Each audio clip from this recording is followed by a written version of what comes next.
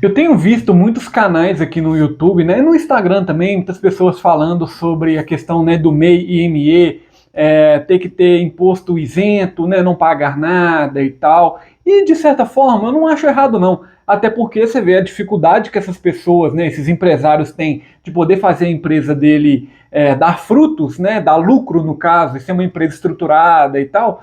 É um pouco mais difícil do que quando você começa ali com um certo capital de investimento e tal, certa estrutura ali para a empresa começar a pegar os trilhos. Por isso que no vídeo de hoje eu vim explicar o outro lado dessa situação, que por mais que eu concorde aqui, a gente precisa poder analisar o outro lado ali, principalmente porque o nosso trabalho aqui, né, eu sou como contador e eu trabalho com esse tipo de público, eu preciso muitas vezes poder estar orientando da forma correta, até para as pessoas terem um panorama ali mais completo do que se trata o cenário tributário e financeiro no Brasil. Então, se esse vídeo te agregou de alguma forma aí, né, no final do vídeo, deixa seu like, compartilha esse vídeo para quem pode ser beneficiado, tá? E não esquece, nós estamos sempre aqui no canal, vou deixar minhas redes sociais aqui embaixo, tá? Qualquer coisa segue a gente lá, que eu sempre estou colocando muito conteúdo de qualidade para vocês. Primeiro de tudo, eu quero trazer um pouco do conceito do que é o MEI e o ME ali, para justamente a gente trazer ele um pouco para a realidade que a gente vive no Brasil. O MEI nada mais é, né, com o microempreendedor individual ali, onde ele tem uma alíquota fixa, né, de imposto que ele paga, só vai variar se ele for indústria e comércio ali, entendeu? Mas na normalidade é entre 82 e 87 reais. Tá? E a gente precisa poder entender que dentro desse imposto que o MEI paga mensal ali, né, o DAS, tem também o valor previdenciário, que é muito importante para aquele tipo de empresário ali, onde ele está um serviço que antigamente ele não tinha uma certa regularidade, né? O MEI ele acaba englobando esse tipo de atividade, fazendo com que traga a pessoa ali para regularização e ela também entenda como que funciona uma questão de empresa. O que eu queria dizer sobre isso? Porque independente se ele é MEI, se ele é ME, se ele é uma empresa maior e tudo, ele tem obrigações fiscais ali, né? Não, eu tô falando não só de imposto, tá? Eu tô falando de emissão de nota, eu tô falando de declaração, de poder fazer a apuração dos valores que ele recebe. Então isso aí vai envolver algumas particularidades, né? A gente vai falar sobre limite de compra, a gente vai falar que a lei determina a contratação de somente um funcionário. Então a gente pega a estrutura societária ali do MEI, a gente consegue perceber que ela comporta somente aquele tipo de empresa ali com faturamento mais reduzido. Se a gente pegar pela média, dá 6.750. Né? Então, se a gente analisar esse cenário, a gente consegue perceber que a formalização desse tipo de empresa, ela também tem um certo custo. Tá? O custo não só do previdenciário que eu falei, mas de toda a questão de sistema também, para poder incluir aquele tipo de empresário ali no mundo dos negócios no Brasil, né? Nas empresas ali. Ou seja, para você emitir nota fiscal, você tem que ter um sistema ali hábil para isso, né? Seja ele de comércio ou de prestação de serviço. Tá? Você, para ter uma apuração, para você também declarar o imposto de renda anualmente ali, quando você tem o MEI, você precisa poder também informar na declaração anual de faturamento do MEI o quanto você recebe ali. Então a gente já consegue perceber, né, pela a média, tudo bem que teve a questão do limite de compras também, que é 80% sobre os 81 mil anual ali e tal, mas vocês já conseguem perceber que ele tem uma situação que contorna ele, que também faz com que ele seja uma empresa, né? Por mais que é individual, né? Você não tem uma razão social, não tem um contrato social também, mas ele está enquadrado ali num tipo de regime tributário mais especial, né? Aí a gente precisa poder entender que a questão do imposto só não é somente o governo federal, né? A gente consegue entender que dentro da carga tributária do MEI ali, ele vai ter imposto que nem o ISS, que é das prefeituras, né? Ele vai ter o INSS, como eu falei. E se ele for de comércio, ele vai ter o ICMS, né? Que difere somente o prestador de serviço, o ISS, e o ICMS ali para quem é de comércio e indústria, né? Então a gente consegue perceber que não é só questão de um tributo federal dentro do MEI ali. Né? Então a gente consegue entender um pouco de complexidade que envolve esse tipo de empresa. Então, se tratando, né, do contexto do MEI ali, a gente consegue analisar que ele pode até ter um valor menor ali, entendeu? Mas a contribuição dele faz com que ele também pertença a um cenário empresarial ali, como é que fala? Microporte, né? Por ele ser um microempreendedor individual, é um cenário de microporte ali. Mas independente disso, ele também está no jogo. né? Agora, se a gente for analisar a ME, que é o degrau acima do MEI ali, a gente consegue perceber que já é um tipo de empresa que tem uma certa formalização.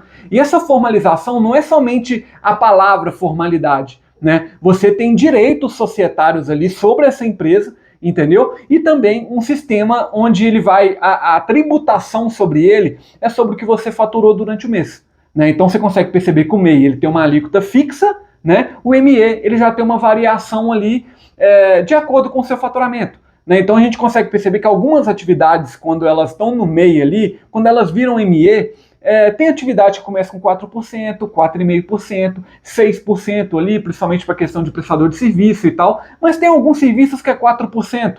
Tá? Eu falo porque tem o anexo 4, principalmente, ele engloba esse tipo de serviço. Tá? Agora, para a gente poder entrar no detalhe desse tipo de empresa ser totalmente isento de imposto, a gente precisa poder analisar como que se tratando dos problemas que envolvem esse tipo de empresa no Brasil. Tá? A gente consegue perceber que a maior parte das empresas no Brasil são MEIs. Né? A maior fatia das empresas no Brasil são MEIs. E pelo fato das maior parte das empresas no Brasil serem microempreendedores, você imagina se esse tipo de empresa é isento de imposto no Brasil. Vocês imaginam?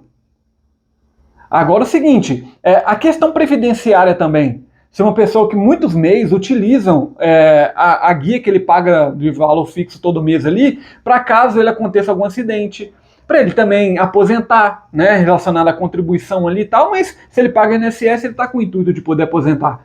Né? Às vezes um auxílio doença, um auxílio maternidade, entendeu? Como é que vai fazer isso? Vai simplesmente tirar da onde? Sabe? E os sistemas que comportam o MEI também, né? Declaração de faturamento, questão das pendências que envolvem o MEI ali, contratação de funcionário, todas as questões que envolvem o CNPJ MEI. Como é que vai fazer com isso? Será que a gente vai arcar de onde esse valor? Então a gente tem que tomar muito cuidado com isso, galera, porque é o seguinte, que nem eu falei, é muito bom a gente poder, baseado simplesmente, nossa, o microempreendedor tem dificuldade de poder pagar, então a gente vai isentar dele ali. Cara, se a gente for analisar, hoje, uma pessoa que trabalha, sei lá, como uma pessoa física, né, prestando um serviço como autônomo ali, ele tem até 5 mil de isenção. Entendeu? Ele tem até 5 mil de isenção. Então a gente consegue perceber que a questão da formalidade, a emissão de nota fiscal, sistemas que envolvem o MEI ali, é justamente um regime de contratação, né? Que as empresas contratam ele. A gente pode falar sobre várias situações que envolvem periodização, várias coisas aqui, que são erradas também, né? Determinadas situações. Mas como é que a gente vai fazer se a gente não tiver contribuição nenhuma ali? Entendeu? Então, eu gosto muito de a gente poder falar sobre isso, né? Principalmente quando a gente entende o cenário, sabe? Eu acho que os empreendedores, eles pagam muito imposto, entendeu? E eu nem falo que é imposto sobre faturamento, não. Eu falo sobre a questão do consumo mesmo, que as empresas acabam consumindo também. E o imposto é alto. Né? Como eu falei aqui um pouco atrás no vídeo, sobre a questão do limite do Simples Nacional, que tem muito tempo que eles não atualizam. Entendeu? Então eu também cito aqui o problema deles não atualizarem. Sabe? Então a gente precisa tomar um cuidado com isso. Eu sei que às vezes são pessoas que simplesmente estão debatendo um assunto que ele quer interessante, né? Mas eu aqui, como contador e por poder atuar nesse tipo de empresa, eu gosto de poder alertar também o outro lado da situação, né? O outro lado. Como que seria mesmo se tivesse imposto isento para a fatia de microempresas no Brasil? Como que seria o resultado disso? Tá? Mas de toda forma, eu sempre gosto de estar acompanhando, tá? Eu acho que a questão do MEI em si, a questão do ME, são várias situações que a gente precisa poder tomar um certo cuidado ali. E de instrução também, galera, sabe? Eu acho que a questão da instrução para esse tipo de empresa, para mim é o que mais vale, sabe? A maior parte das empresas, microempreendedores no Brasil, eles são muito mal instruídos, sabe? As pessoas simplesmente abrem, entendeu? Para poder, sabe, trabalhar de alguma forma, sabe? E a gente precisa poder saber lidar com isso, entendeu? Tem alguns órgãos aqui que trabalham com esse tipo de coisa, que nem o Sebrae, né? Faz um trabalho muito importante, entendeu? Então, eu gosto de poder analisar, mas também a gente poder entender o cenário por completo.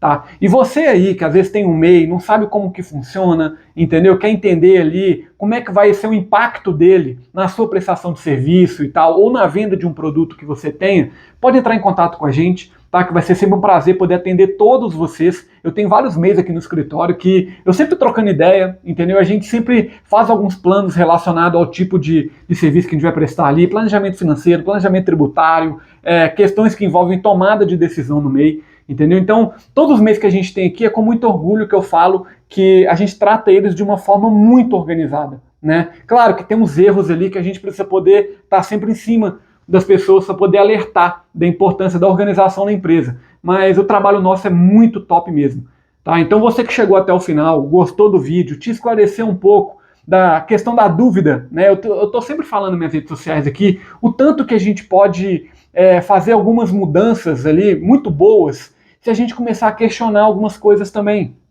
sabe? Eu acho que o questionamento ali, quando ele tem fundamento, sabe? Eu acho que ele agrega demais a qualquer tipo de debate, qualquer tipo de uma qualidade de informação, tá? Então, mais uma vez aí, você que acompanhou o vídeo, não esquece, tá? Esse vídeo te agregou de alguma forma, compartilha ele para alguém, deixa seu like aí, pode deixar um comentário também, eu estou sempre gostando de poder ver vários comentários, às vezes eu vou chamar para um vídeo aqui, vou colocar o comentário na tela, vou responder ao vivo, tá? Mas fica aqui o meu agradecimento e até o próximo vídeo.